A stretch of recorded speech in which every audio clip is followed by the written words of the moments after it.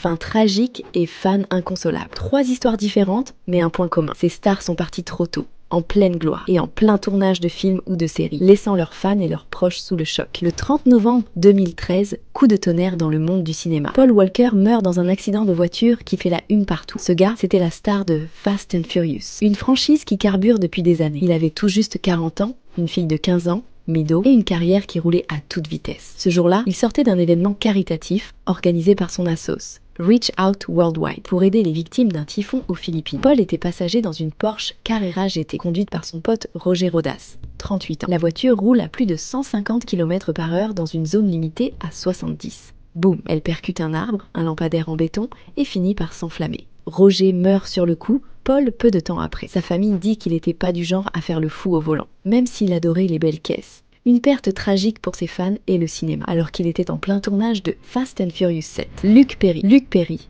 c'est un autre choc. Le 4 mars 2019, l'acteur emblématique de Beverly Hills 9210 nous quitte à 52 ans après un AVC foudroyant. À ce moment-là, il tournait la saison 3 de Riverdale, où il jouait Fred Andrews, le papa d'Archie. Les fans se demandent alors, mais comment les scénaristes vont gérer sa disparition? La réponse vient dans un épisode hommage. Fred meurt en héros, à l'écran comme dans la vie. Le scénario raconte qu'il s'arrête pour aider une femme en panne sur le bord de la route, jouée par Shannon Doherty, sa collègue de Beverly Hills. Il lui sauve la vie, mais se fait percuter par une voiture. Les scénaristes ont voulu rendre un vrai hommage à l'homme et au personnage, avec émotion et respect. Ce départ a bouleversé le casting et les fans de la série, qui pleurent encore leur Luke national. Et puis il y a Cory Monteith, alias Finn Hudson dans Glee. Lui, c'est une histoire encore plus sombre. Le 13 juillet 2013, à 31 ans, on le retrouve mort dans une chambre d'hôtel à Vancouver. Cause officielle, overdose et un mec qui avait pourtant tout pour lui. Talent, succès et une place dans le cœur des fans de Glee. Cory, il avait un passé compliqué avec la